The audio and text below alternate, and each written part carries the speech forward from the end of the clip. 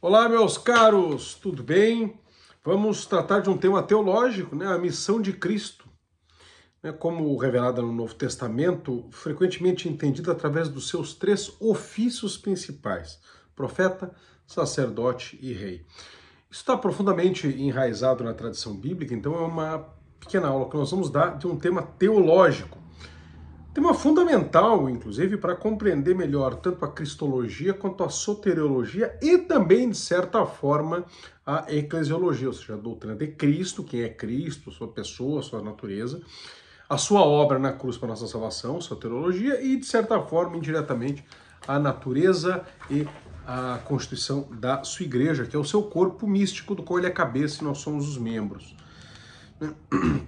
Essas funções, esses papéis de Cristo como profeta, como rei, como sacerdote, demonstram como Cristo desempenhou o seu papel, quem ele é e como, então, ele realizou a redenção da humanidade. Na verdade, não apenas delineia as funções específicas de Cristo no seu ministério terreno, no seu ministério celeste em nosso favor também, mas explicam como ele cumpre e continua aperfeiçoando, porque renova esse aperfeiçoamento das alianças estabelecidas por Deus ao longo da história da salvação, como visto no Antigo Testamento. Há uma profunda conexão deste tema no Novo Testamento com o Velho Concerto, com o Antigo Pacto, né, com a lei mosaica.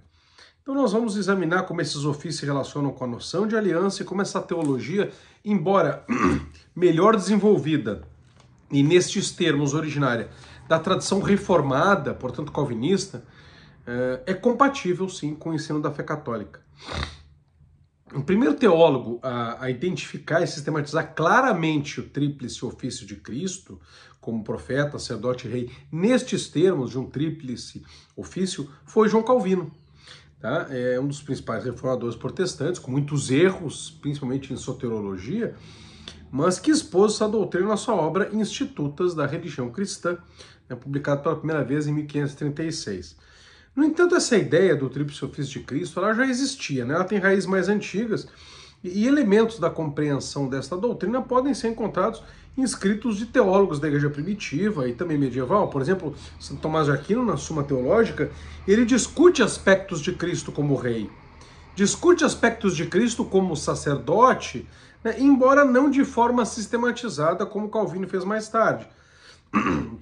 Então, Calvino foi o primeiro a articular claramente o conceito do munus triplex, né, como uma estrutura teológica distinta, mas a base dessa doutrina já estava presente, não somente na Sagrada Escritura, como também na tradição da igreja. Em Santo Agostinho nós vamos ver um delineamento de algo que vai inspirar Calvino e também em Eusébio de Cesareia. Outro reformador protestante, desvinculado do luteranismo, mais ligado à tradição reformada, ainda que não aquela reforma, aquela teologia reformada propriamente calvinista, porque discorda de Calvino em muitos aspectos, sobretudo na questão dos sacramentos, que é Ulrico Zwinglio, né, um dos líderes da reforma. Ele de fato mencionava alguns aspectos desse ofício de Cristo, né, mas ele não falava de Cristo como sacerdote, rei e profeta. Ele falava apenas de dois ofícios, sacerdote e rei. Ele não desenvolve, né, o zwinglianismo e os seus seguidores não desenvolveram uma teologia explícita desse tríplice ofício de Cristo, como Calvino faria um pouco mais tarde. O Zwingli enfatizou o papel de Cristo como sacerdote, claro, isso é a base da teologia cristã, né, o sacrifício de Cristo como único mediador entre Deus e os homens. Nós católicos também sabemos disso. Os santos não estão ocupando o papel de Cristo como único mediador entre Deus e os homens. E ele, claro, reconhecia o ofício de Cristo como rei. Por quê? Porque ele era Deus e, portanto, soberano e governava a igreja e também o mundo. Mas ele não sistematizou, Zwingli, o ofício de Cristo como profeta de uma forma tão explícita como fez Calvino mais tarde, embora, claro, reconhecesse que Cristo revelava a vontade de Deus. Mas não tratou Zwingli nas suas obras dessa função como separada, como um ofício separado, né, e distinto na sua teologia. Isso vai aparecer mais claramente, mais especificamente, E é em João Calvino que nós vemos que mesmo os teólogos heterodoxos, eles podem contribuir para o esclarecimento de um ponto da verdade. Embora João Calvino seja o pioneiro a tratar disso de maneira sistemática, mesmo sendo herege, mesmo tendo fundado uma igreja separada de Roma, mesmo com tantos erros teológicos, ele acertou neste ponto, assim como acertou em outros que a igreja já pregava, mas nesse é interessante porque ele acerta num ponto que é compatível com a fé católica, embora a igreja não o tenha pregado de modo explícito. Então nós podemos ver uma contribuição teológica significativa que a igreja vê e entende como correto, ainda que ela não tenha pregado antes e passe a pregar depois, que é o fato de João Calvino explicar detalhadamente esse tríplice ofício de Cristo. O primeiro é o munus profético, profeta. Calvino explica que Cristo, como profeta, é o supremo revelador da vontade de Deus. Ele cumpre e supera todos os profetas anteriores, tanto João Batista quanto os profetas especificamente narrados nos livros do Antigo Testamento. Elias, Eliseu, os profetas menores, os profetas maiores, Jeremias, Isaías, Ezequiel, enfim. Cristo é o Logos, a palavra de Deus encarnada, o verbo de Deus feito carne, que traz a revelação final e completa já anunciada e prenunciada pelos profetas. Então ele é o profeta por antonomasia, ensinando o caminho da salvação. A profecia de Cristo não é apenas um discurso, um falar pela sua boca humana o que Deus prega, o que Deus ensina. Na verdade, ele como homem não apenas empresta a sua boca a Deus, mas esta humanidade está unida de tal modo à divindade na única pessoa divina, que não se trata de um discurso humano que reproduz a vontade de Deus, mas é um discurso também divino, porque a natureza humana está unida à natureza divina numa única pessoa divina. Cristo, como profeta, não apenas fala em nome de Deus, mas ele próprio é Deus. E ele não apenas fala da revelação, como ele, Cristo, é a própria revelação e a plenitude dessa revelação. Já no munus sacerdotale, o sacerdote, Cristo é enfatizado por Calvino como o sumo sacerdote perfeito que oferece a si mesmo como um sacrifício expiatório pelos pecados da humanidade. Diferente dos sacerdotes do Antigo Testamento, que ofereciam sacrifícios como simbolismos do perdão dos pecados, Cristo oferece um único, suficiente e definitivo sacrifício que não apenas simboliza o perdão dos pecados, mas retira de fato o pecado. Ele não apenas é o sacerdote, como é o cordeiro. Como João Batista, um dos profetas, diz: eis o cordeiro de Deus que tira o pecado do mundo. Ele de fato tira o pecado do mundo, não apenas simboliza. Os sacrifícios do Antigo Testamento apontavam para o sacrifício definitivo. O sacerdócio do Antigo Testamento apontava para o sacerdócio definitivo. E os nossos padres, os nossos bispos, só são chamados de sacerdotes porque pelo sacramento da ordem eles se unem, aí já não é Calvino, aí já é teologia católica, se unem ao sacerdócio de Cristo. O padre, ele só é padre porque ele é sacerdote, ele só é sacerdote porque ele recebe o seu sacerdócio do sumo sacerdócio de Cristo. O sacerdócio dos padres, dos sacerdotes, ele é uma explicitação, uma referência, uma continuação e um tornar presente o único e suficiente sacerdócio de Cristo, que é o sumo sacerdote. Através da sua morte na cruz, Cristo satisfaz a justiça divina e reconcilia os homens com Deus. E é por isso que os padres, os sacerdotes, eles reconciliam o mundo com Deus, não pelo seu próprio poder, mas porque eles explicitam e expressam o seu sacerdócio, que só é sacerdócio verdadeiro, porque unido ao sumo sacerdócio de Cristo, e que aliás antecipam aquilo que está no céu, que vai ocorrer na consumação do fim dos tempos, porque Cristo continua a exercer o seu sacerdócio ao interceder continuamente por nós junto ao Pai. Por último, rei, munus regale. Cristo é descrito por Calvino como rei, explicando que ele governa e preserva a sua igreja e exerce soberania sobre todo o universo. Ele guia e protege os fiéis mediante o governo que ele tem sobre a igreja, sobre a sociedade e sobre as almas. São os decretos de Deus. Deus é soberano, nada escapa ao governo de Deus.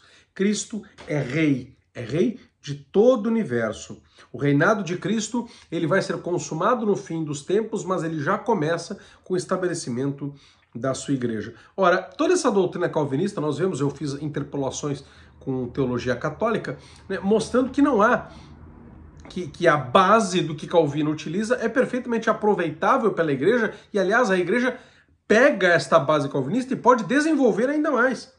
Embora Calvino tenha usado o conceito de tríplice ofício de Cristo de uma maneira original, né, para articular o que é a obra redentora de Cristo, mostrando como ele preenche, de fato, todas as necessidades espirituais da humanidade, isso se torna parte não apenas da teologia reformada, como vai influenciar também outros protestantes, embora Lutero e Melanchthon, por exemplo, tratem da obra salvadora de Cristo sob as duas cabeças de rei e sacerdote, e não sob profeta, assim como Zwinglio também, os teólogos luteranos posteriores aos documentos confessionais, lá do Livro de Concórdia, eles adotam a tríplice divisão do ofício de Cristo calvinista.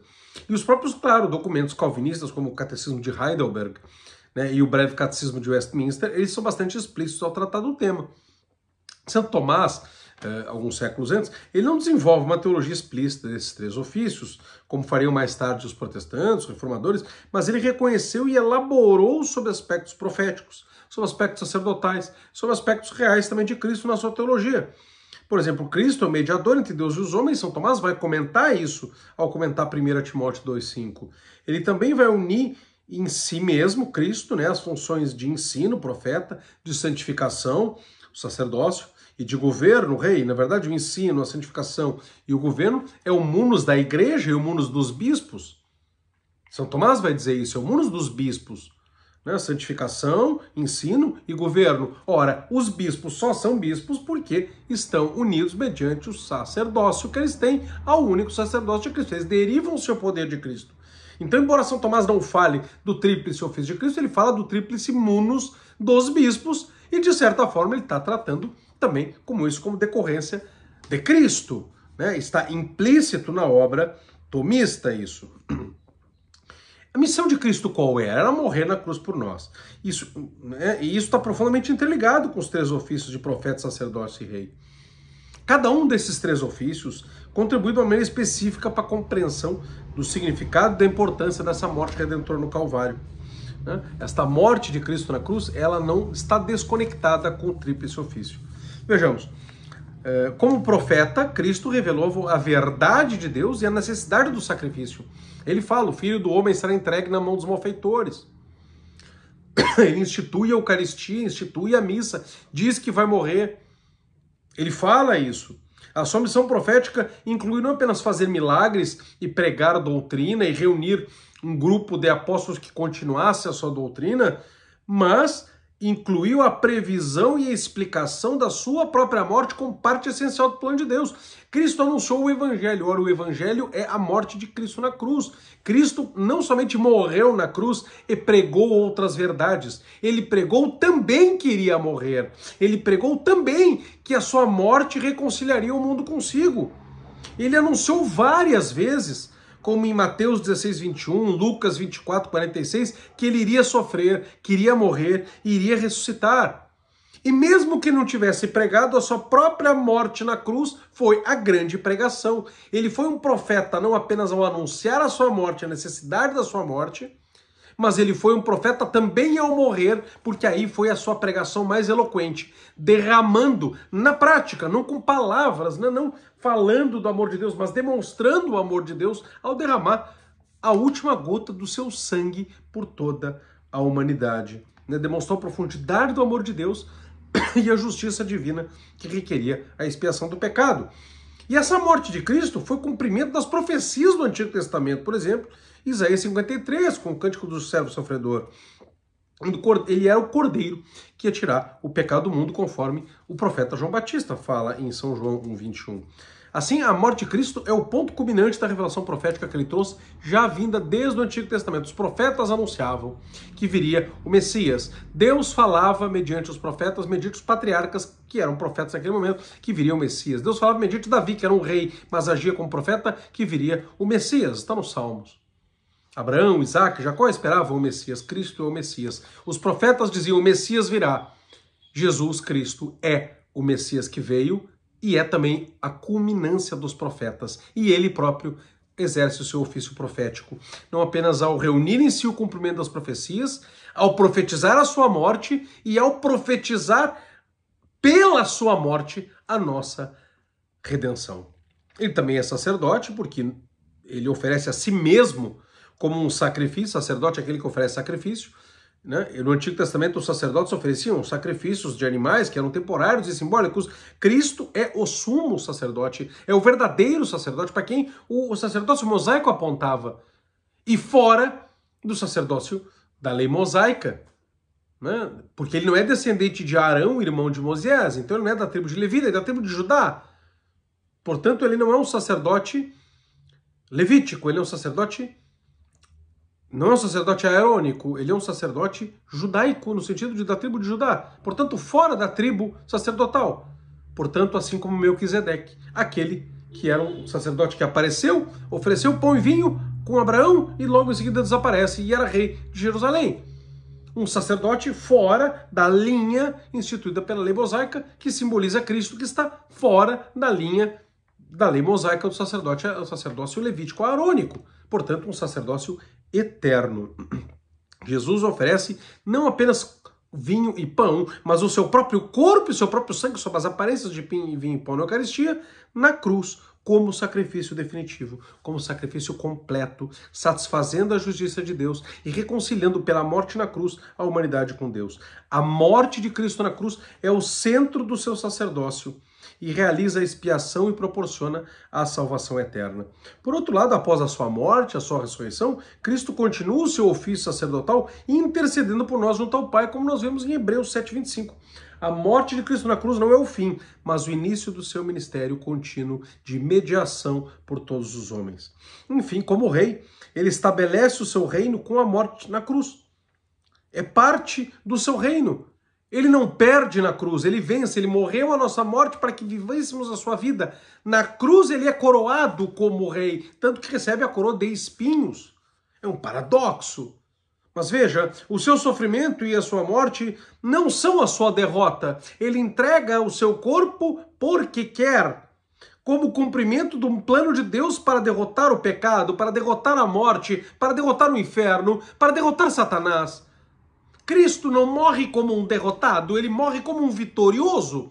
A cruz é o seu altar de entrega sacerdotal, mas é também o seu púlpito de pregação profética, mas também é o seu trono real. A cruz é o altar, é o púlpito e é o trono. Cristo reina desde a cruz. Através da cruz ele estabelece o seu reino eterno que é iniciado pela igreja.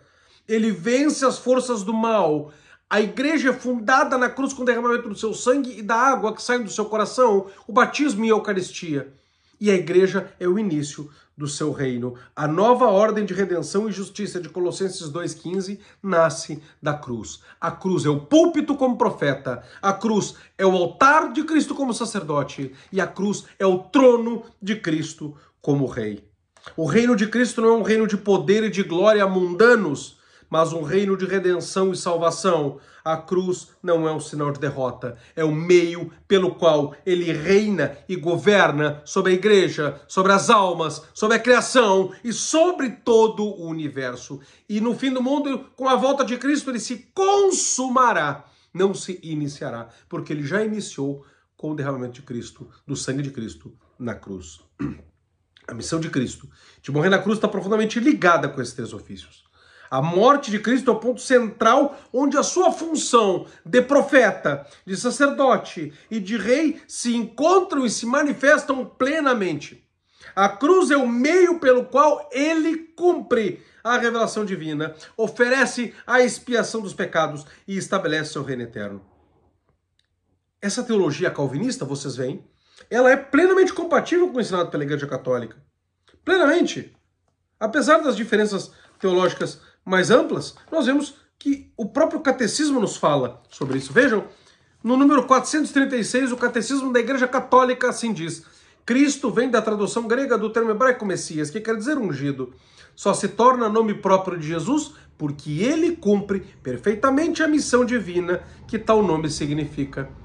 Com efeito, em Israel eram ungidos em nome de Deus aqueles que lhe eram consagrados para uma missão dele de manada. Era o caso dos reis, dos sacerdotes e, em raros casos, dos profetas. Este devia ser, por excelência, o caso do Messias, continua o catecismo, que Deus enviaria para estabelecer definitivamente o seu reino. O Messias deveria ser ungido pelo Espírito do Senhor e ao mesmo tempo como rei e sacerdote, mas também como profeta. E termina o número 436 do Catecismo da Igreja Católica. Jesus realizou a expectativa messiânica de Israel na sua tríplice função de sacerdote, profeta e rei. A Igreja toma o desenvolvimento da teologia calvinista como algo do seu próprio patrimônio. Vejam bem que coisa bonita. Jesus cumpre as três funções de maneira plena e definitiva. Entender os três ofícios de Cristo é a chave para entender o papel de Cristo na história da salvação. É a própria base de uma soteriologia correta e de uma cristologia correta. Vejam, isso decorre da noção de aliança na teologia bíblica. Na Bíblia, uma aliança é um pacto, um acordo solene, um convênio entre Deus e os seres humanos, em que cada uma das partes se compromete a fazer algo. Né? Essas alianças bíblicas, elas estabelecem as bases para o relacionamento entre Deus e a humanidade. Nós vemos, por exemplo, a aliança com Noé, em Gênesis 9, de 8 a 17, a aliança com Abraão, em Gênesis 12, 1 a 13, depois 15 a 18, 15, versículo 18. A aliança com Moisés, no Monte Sinai, Êxodo 19, de 5 a 6, depois 24, de 7 a 8.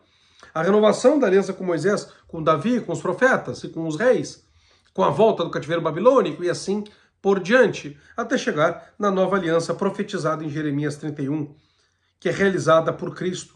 E, diferentemente das alianças anteriores, é baseada não na lei, mas na graça, e escrita não em tábuas de pedra, mas no coração, nas tábuas de carne do coração humano.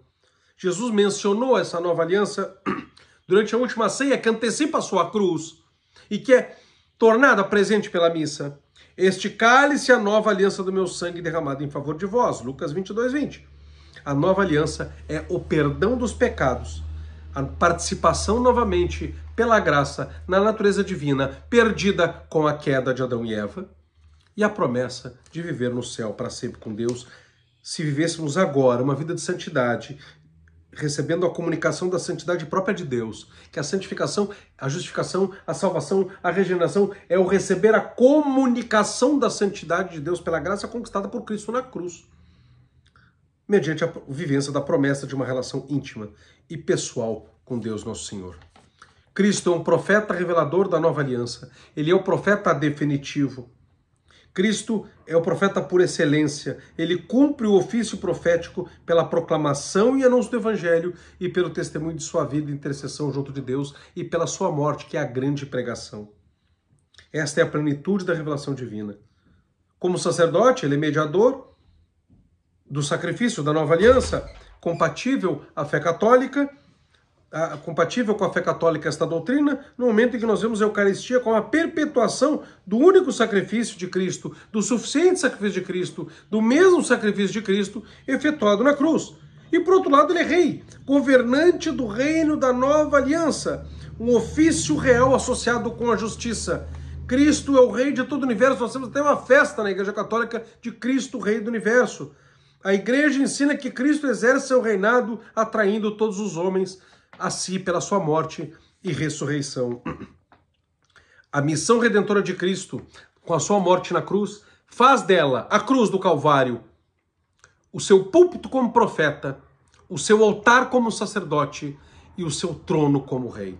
Cristo é o nosso rei, é o nosso profeta, é o nosso sumo sacerdote, e nós nos unimos pela graça a esse tríplice munus, que aliás nós exercemos pelo nosso batismo. Quando recebemos o batismo, nós nos incorporamos a Cristo para sermos a sua semelhança. E por conta de sermos municiados pela graça, este tríplice munus, profético, real e sacerdotal, nós somos, pelo batismo, também profetas, anunciadores do Evangelho da Graça, também sacerdotes, rezando uns pelos outros e nos santificando e nos unindo ao sacrifício de Cristo na cruz, e também reis, devendo administrar a criação conforme os nossos deveres de Estado, sendo como consagrados, como sacerdotes ou como leigos, principalmente como chefes de família. Sejamos, então, imitadores de Cristo, rei, sacerdote e profeta, para a nossa santificação. Bendito seja Deus.